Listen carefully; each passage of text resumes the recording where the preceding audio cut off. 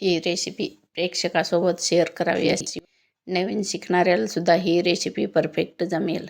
याचं मोजमाप अगदी व्यवस्थित आहे आणि घरच्या साहित्यात ही मिठाई बनली आहे. आता मिक्सरचं एक भांडं घेऊ. त्यामध्ये अर्धी वाटी साखर, अर्धी वाटी खोबऱ्याचा बुरादा, 2 विलायची याला मिक्सरमध्ये बारीक केले आहे. गॅसवर एक कढई ठेवू. कढई जाड बुडाची असली पाहिजे.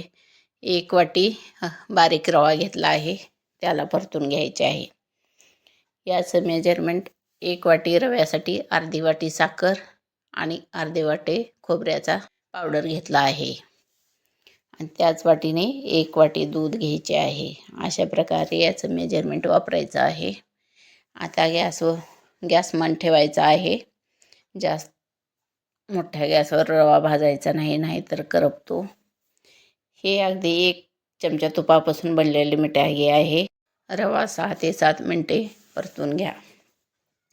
यात आता साखर आणि खोबऱ्याचं पावडर घालून याला पण 1-2 मिनटासाठी परतून घ्या. गॅस मंदच ठेवायचा आहे. गॅस जास्त मोठा ठेवायचा नाही. ज्यावेळेस पाहुणे आपल्या घरी येतील आणि घरी कोणी पण बाहेरून मिठाई आणण्यासाठी नसेल, तेव्हा अशा प्रकारची मिठाई केली तर सर्वांना कळणार पण नाही की हे घरी बनवलेली मिठाई आहे आणि अगदी घरच्या साहित्यात कमी वेळेत पटकन होणारी मिठाई आहे. त्यामुळे तुम्ही नक्की ट्राय करून बघा. आता 1-2 मिनटं परतून झाले आहेत. त्यात उकळून थंड केलेले दूध आहे ते 1 वाटी घालून परत मिश्रण हलवून घ्या. गॅस आणखी पण मंदच ठेवायचा आहे. याला व्यवस्थित मिक्स करून घ्यायचे आहे. तुम्ही तुमच्या गरजेनुसार याचे प्रमाण कमी जास्त करू शकता. घरातील कुठलाही कप मोजमापासाठी 1च कप वापरायचा आहे. आता त्यामुळे हे रवा आपला छान फुलून येईल. थोडंसं दूध घेऊन त्यात खायचा हिरवा कलर घालायचा आहे आणि तो याच्यात घालून परत याला मिक्स करून घ्यायचे आहे. कलरमुळं मिठाई छान दिसते, त्यामुळे कलर घालून नक्की करा.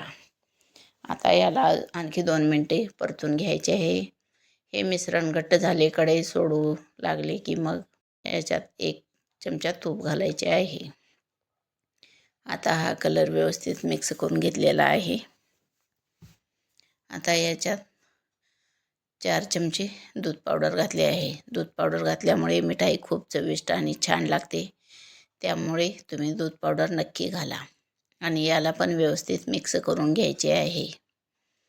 आता आपले मिश्रण घट्ट झालेले आहे आणि दूध पावडर पण व्यवस्थित मिक्स झाले आहे. आता यात आपण 1 चमचा तूप घालू. अगदी 1 चमचा तुपापासून ही बनलेली मिठाई आहे. याला व्यवस्थित मिक्स करून घ्यायचे आहे. तुपामुळे छान सुगंध सुटला आहे आणि मिठाई व्यवस्थित होते. आता याला आपण मिक्स करून 5 मिनटासाठी थंड व्हायला ठेवून देऊ. आता आपलं मिश्रण घट्ट झालेलं आहे. कढईपासून सुटत आहे, त्यामुळे हे परफेक्ट मिठाईसाठी झालेलं आहे. हे मिश्रण आपण ताटलीत काढून घेतले आहे. याला 5 मिनटासाठी थंड होऊ द्यायचे आहे. मग आता याची आपण मिठाई बनवायची आहे. याचे छोटे छोटे रोल बनवायचे आहेत. अशा प्रकारे रोल बनवून याला खोबऱ्याच्या बुरादामध्ये घोळवून घ्यायचे आहे. सर्व बाजूने व्यवस्थित घोळवून घ्यायचे आहे आणि आता याला प्लेटमध्ये ठेवायचे आहे. तुम्हाला जर माझे पदार्थ आवडत असतील तर लाईक करा, शेअर करा आणि माझ्या चॅनलला सबस्क्राईब करा.